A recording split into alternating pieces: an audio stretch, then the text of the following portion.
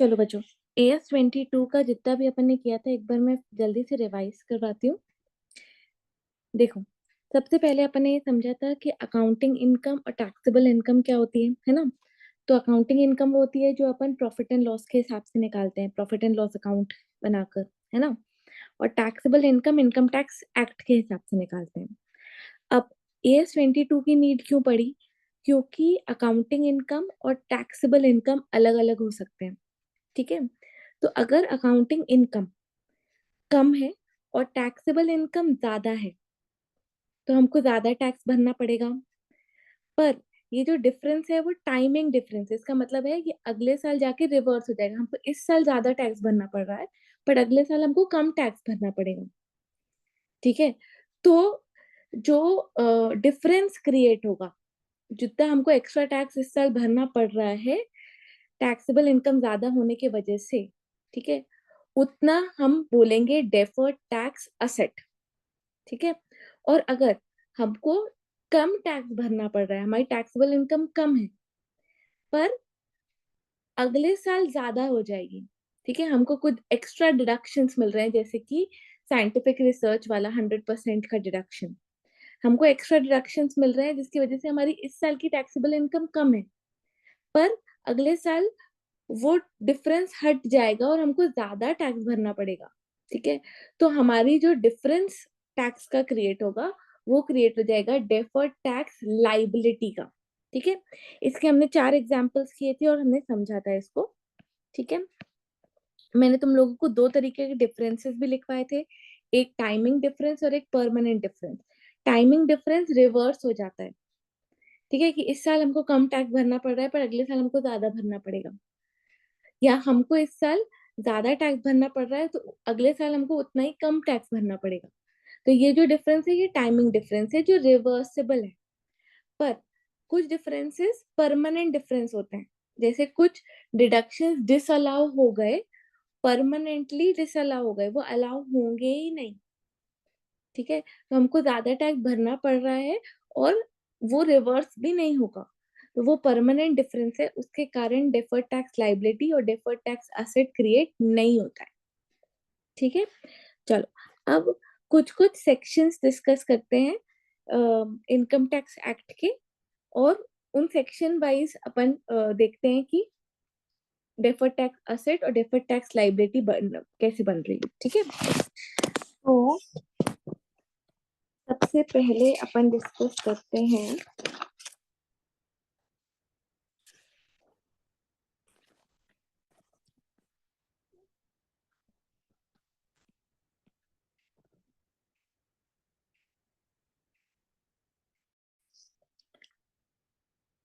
चलो सबसे पहले अपन पढ़ रहे हैं सेक्शन 43B, है ना। तो हेडिंग डालना तुम लोग,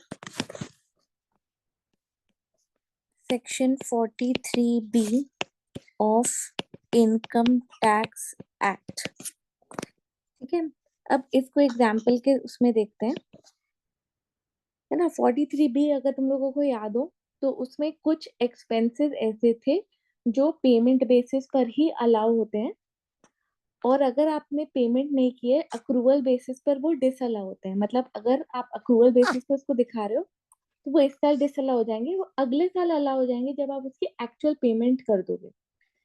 ठीक है, तो उसको ध्यान में रख के अपन ये वाला एग्जाम्पल करते हैं। अकाउंटिंग इनकम 2 लाख है, ठीक है, और ये जो अकाउंटिंग इनकम आई है वो after deducting following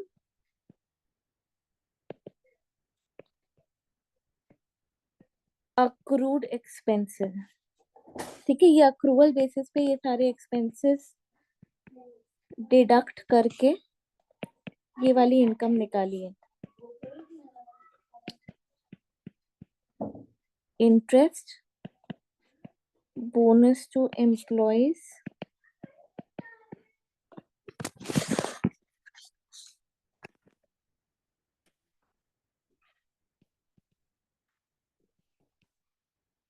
tax rate is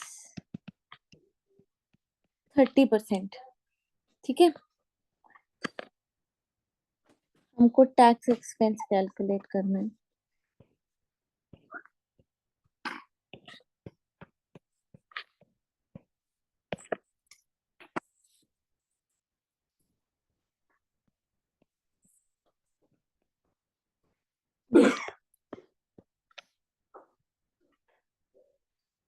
सबसे पहले टैक्सेबल इनकम देखते हैं। अब ये दोनों खर्चे 43B में कवर्ड है। इसका मतलब है ये अक्रूवल बेसिस पर अलाउ नहीं होंगे, ये एक्चुअल पेमेंट बेसिस पर ही अलाउ होंगे। ठीक है, तो ये दोनों डिसअलाउ हो जाएंगे क्योंकि ये अक्रूड एक्सपेंसेस हैं, है ना।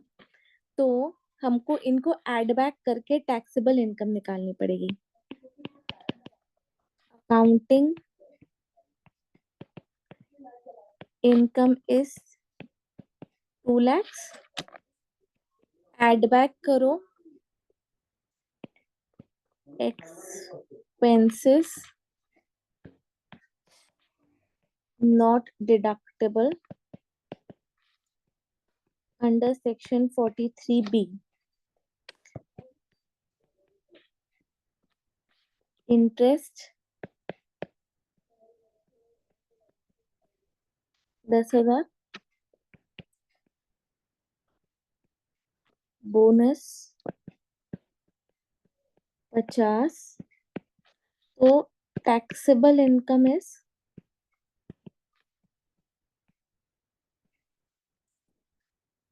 2,60,000। ठीक है, अब अपन डेफर्ड टैक्स कैसे निकालते थे? सबसे पहले करंट टैक्स निकालो, 2,60,000 का 30%।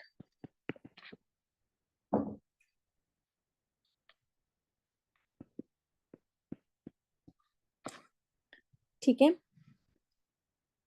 डेफर्ड टैक्स असेट क्रिएट होगा कि लाइबिलिटी क्रिएट होगी? इस साल ज्यादा टैक्स भरना पड़ रहा है, अगले साल ये पेमेंट कर देंगे तो इनका डिडक्शन मिल जाएगा, मतलब अगले साल कम टैक्स भरना पड़ेगा, बेनिफिट मिलेगा। तो क्या क्रिएट होगा? डेफर्ड टैक्स असेट क्रिएट होगा। कितना डेफर्ड टैक्स असेट क्रिएट होगा?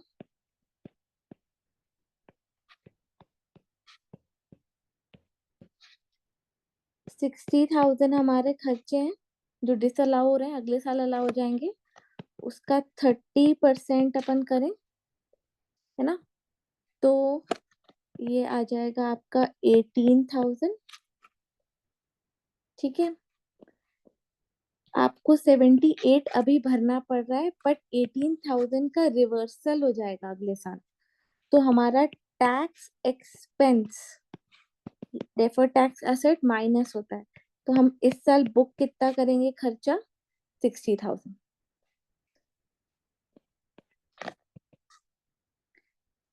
ठीक है,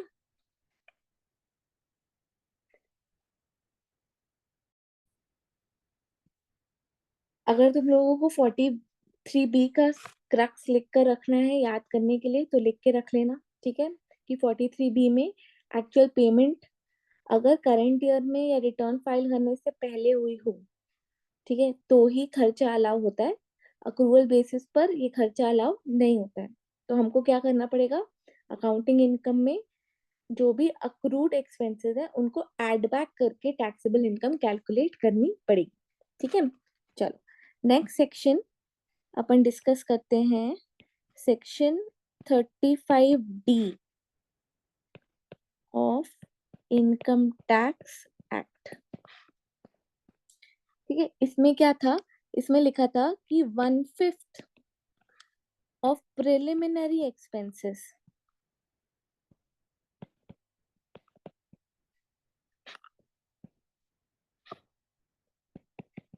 is allowed under section 35D in each year। Preliminary expenses पूरे के पूरे एक साथ अलाउ नहीं होते। ठीक है, वो 1/5 करके 5 सालों तक अलाउ होते हैं, है ना। चलो इसका एग्जाम्पल एक डिस्कस करते हैं। accounting income is 2 lakhs. Accounting income is after deducting full amount of preliminary expense of rupees 15,000. ठीक है, ये 2 लाख की जो इनकम आई है ये पूरा 15,000 डिडक्ट करने के बाद आई है. सेक्शन 35D लगेगा तो सिर्फ 1/5 अलाउ होगा, है ना. Tax rate is 30%. Calculate tax expense. Calculate tax expense लिख लेना, उसके बाद लिखना सोल्यूशन, है ना. एक बार वीडियो को पॉज करना, खुद से ट्राई कर लेना, फिर चेक कर लेना मेरा सोल्यूशन देख के. ठीक है, सारे एग्जांपल्स में आगे से ऐसे ही करना भी. अकाउंटिंग इनकम 2 लाख, है ना. अब जितना भी खर्चा डिस अलाउ हो रहा है उतना हम ऐड बैक करेंगे टैक्सेबल इनकम कैलकुलेट करने के लिए. देखो 15,000 प्रिलिमिनरी एक्सपेंस है, उसका 1/5 मतलब 3,000 रुपए अलाउ हो जाएगा. बाकी आगे आने वाले सालों में अलाउ होगा, इस साल अलाउ नहीं होगा. ठीक है, टाइमिंग डिफरेंस है. तो 15,000 में से 3,000 अलाउ हो रहा है, 12,000 डिस अलाउ हो रहा है. तो expense not allowed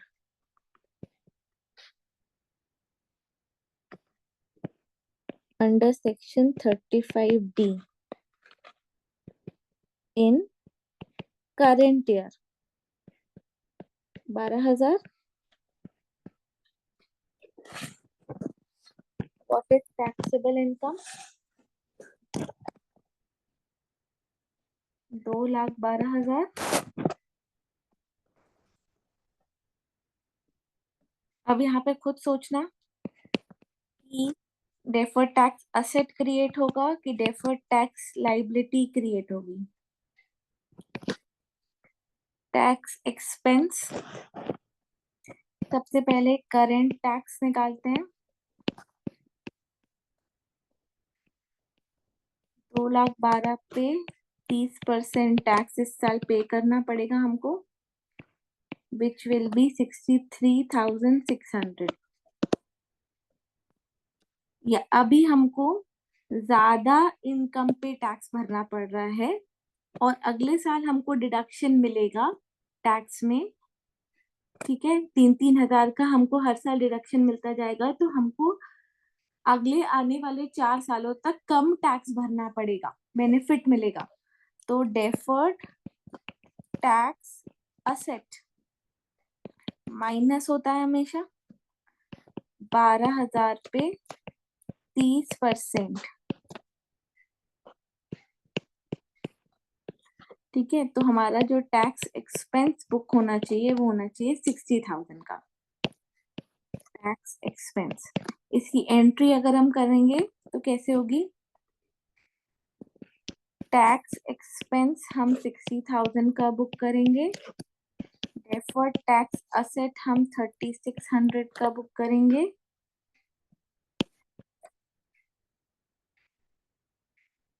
to current tax payable भी लिख सकते हैं इसको अपन, क्योंकि ये लाइबिलिटी है, या करंट टैक्स सिर्फ लिख देंगे तो भी चलेगा.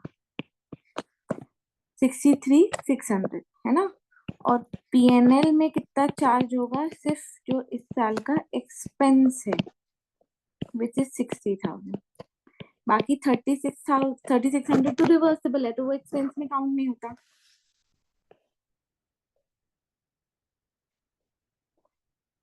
ठीक है, चलो नेक्स्ट सेक्शन में डिस्कस कर रही हूँ. Section 36 of income tax act.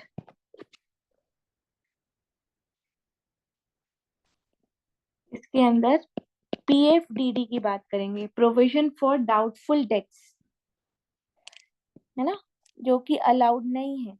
Actual bad debts allowed होते हैं, जो एक्चुअली में बैड डेट्स हो गए हैं, पर जो हम प्रोविजन बनाते हैं डाउटफुल डेट्स का, वो अलाउड नहीं होता है, वो डिडक्टेबल नहीं होता है। तो PFDD not deductible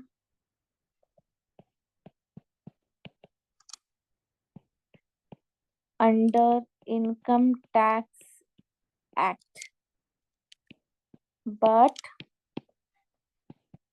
actual bad debts are allowed.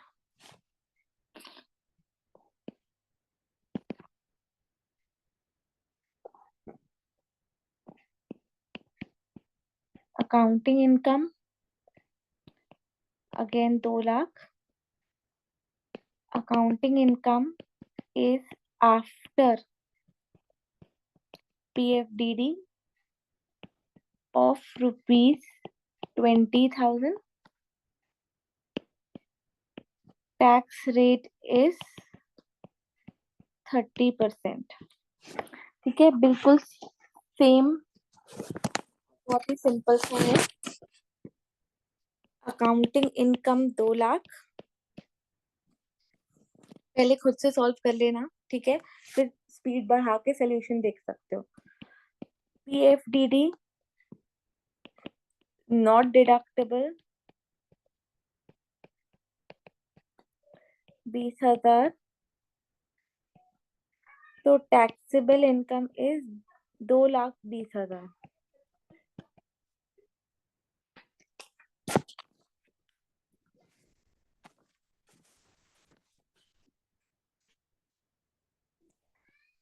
Current tax 2,20,000 into 30%, 66,000। Again यहाँ पर हमको ज्यादा टैक्स भरना पड़ रहा है, जब एक्चुअल में बैड डेट्स होंगे तो वो अलाउ हो जाएंगे। इसका मतलब है ये भी टाइमिंग डिफरेंस है, रिवर्सिबल है, क्योंकि हम अगर प्रोविजन बना रहे हैं, इसका मतलब है कि हम ये सोच रहे हैं कि बैड डेट्स होंगे ना, तो जब एक्चुअल बैड डेट्स होंगे तो वो हमको उसका डिडक्शन मिल जाएगा। ठीक है, तो डेफर्ड टैक्स असेट क्रिएट होगा 20,000 पे 30%, 6,000 का ये माइनस हो जाएगा बेटा, 60,000 का हमारा टैक्स एक्सपेंस है। ठीक है, अब इसकी जर्नल एंट्री तुम लोग पास कर सकते हो।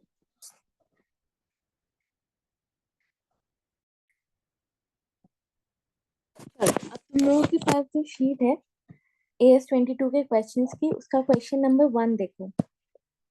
अपन कर रहे हैं क्वेश्चन नंबर 1। ठीक है, मैं एक बार रीड कर देती हूँ। A company ABC Limited prepares its accounts annually on 31st March. On 1st April 2001, it purchases a machinery at a cost of 1,50,000. Useful life 3 years है, expected scrap value 0 है, but income tax act में first year में ही 100% deduction allowed है। ठीक है, straight line method is considered appropriate for accounting purpose. जो profit दिया है वो बिफोर डेप्रिसिएशन एंड टैक्स दिया है, मतलब अकाउंटिंग इनकम बिफोर डेप्रिसिएशन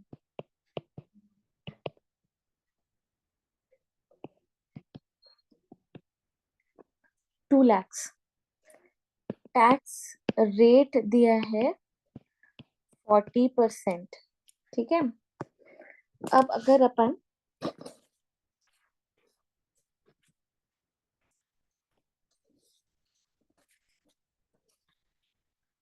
3 साल का कैलकुलेट करें, ठीक है, अपन तीनों साल का कैलकुलेट करके देखते हैं।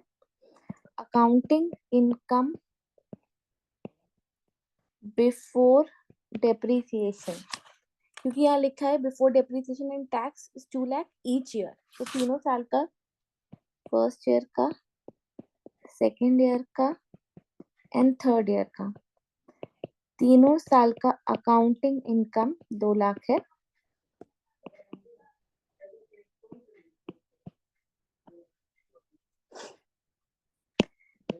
डेप्रीसिएशन 1,50,000 की मशीन थी। स्ट्रेट लाइन मेथड के हिसाब से 3 साल यूज होगी तो 50,000 का डिप्रिसिएशन हर साल लगेगा।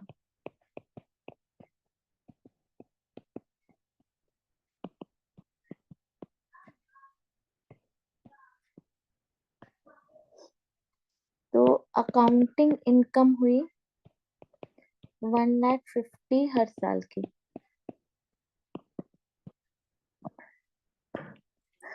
अब टैक्सेबल इनकम कैलकुलेट करो। फर्स्ट ईयर का, सेकेंड ईयर का और थर्ड ईयर का। अगेन 2 लाख लो। ठीक है, इसमें लिखना बिफोर डिप्रिसिएशन वाली इनकम। अब डेप्रीसिएशन पहले ही साल 100% अलाउड है। ऐसा कहाँ होता है? ऐसा सेक्शन 35 में होता है। ठीक है, कि साइंटिफिक रिसर्च के लिए अगर एसेट खरीदा है तो उसका डिडक्शन 100% पहले ही साल अलाउ हो जाता है। तो पूरा 1,50,000 इसी साल माइनस हो जाएगा। यहाँ पे कुछ माइनस नहीं होगा, यहाँ कुछ माइनस नहीं होगा। तो पहले साल की जो टैक्सेबल इनकम होगी वो कम होगी, हमको कम टैक्स भरना पड़ेगा। पर आने वाले सालों में हमको ज्यादा टैक्स भरना पड़ेगा, 2 लाख पे और 2 लाख पे। तो पहले साल क्या क्रिएट हो जाएगा? Deferred tax liability. और सेकेंड और थर्ड ईयर में वो लाइबिलिटी होगी रिवर्स। ठीक है, तो अगर अपन टैक्स कैलकुलेट करें तो करंट टैक्स पहले कैलकुलेट करो। पहले साल में 50,000 पे 40%, सेकेंड ईयर में 2 लाख पे 40% पे करना पड़ेगा और थर्ड ईयर में भी 2 लाख पे 40% पे करना पड़ेगा।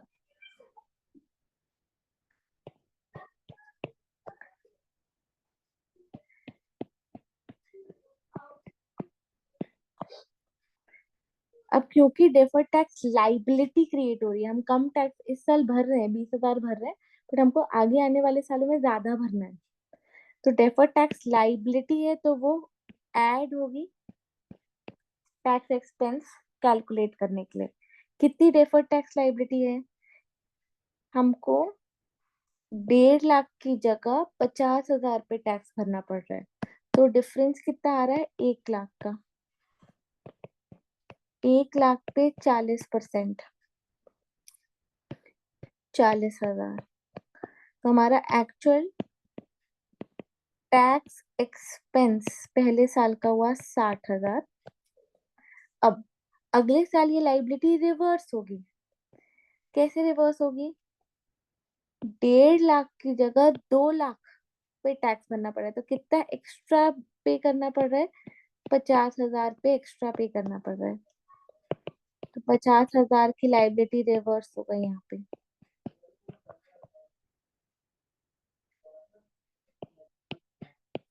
और 50,000 की यहाँ पे रिवर्स हो गई। तो सेकेंड ईयर की लाइबिलिटी भी हुई, टैक्स एक्सपेंस हुआ 60,000 और थर्ड ईयर का भी टैक्स एक्सपेंस हुआ 60,000। अगर जर्नल एंट्रीज करेंगे तो फर्स्ट ईयर की जर्नल एंट्री होगी टैक्स एक्सपेंस 60 ही बुक होगा to current tax. Current tax payable is 20,000।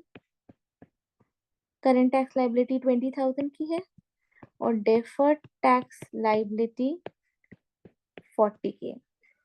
ठीक है, ये डेफर्ड टैक्स लाइबिलिटी का रिवर्सल है।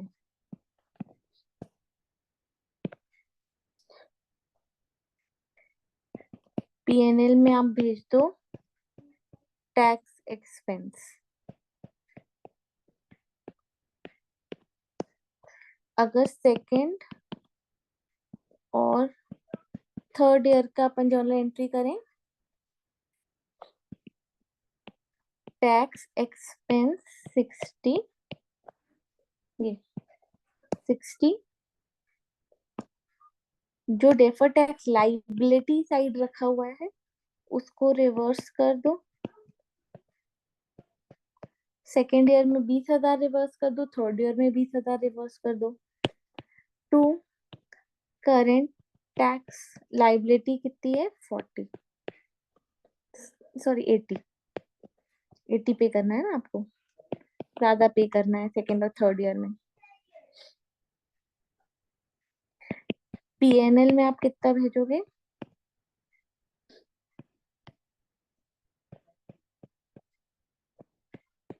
60।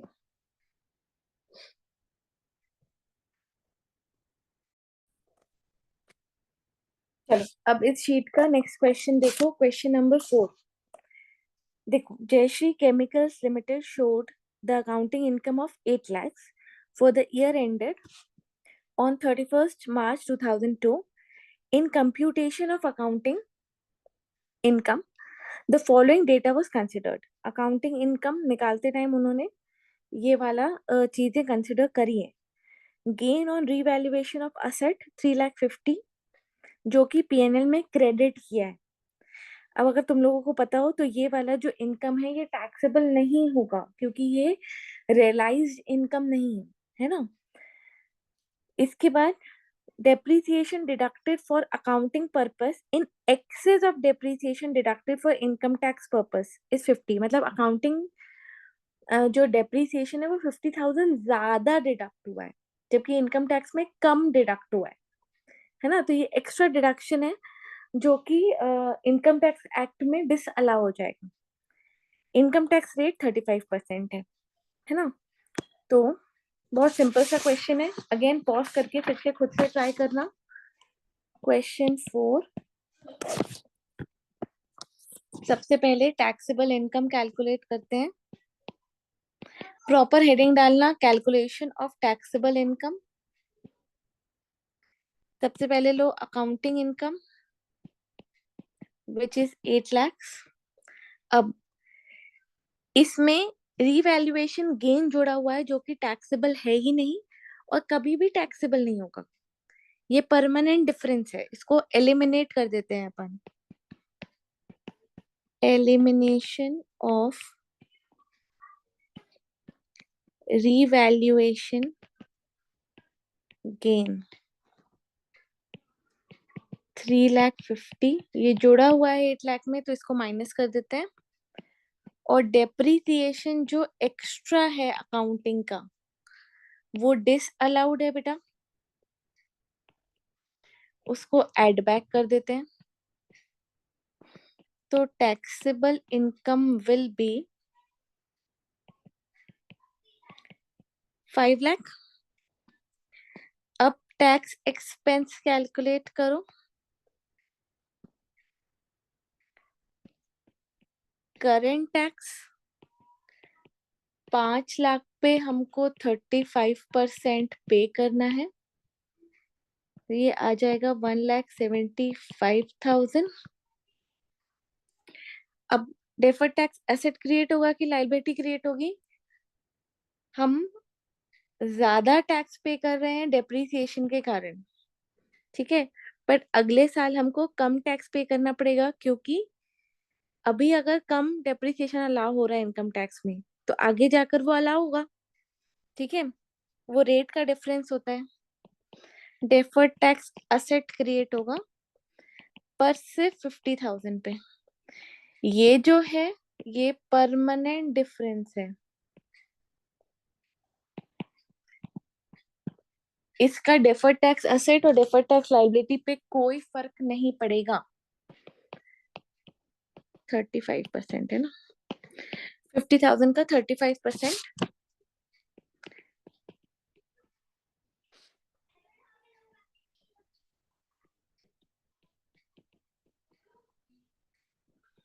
ये हमारा हो गया टैक्स एक्सपेंस।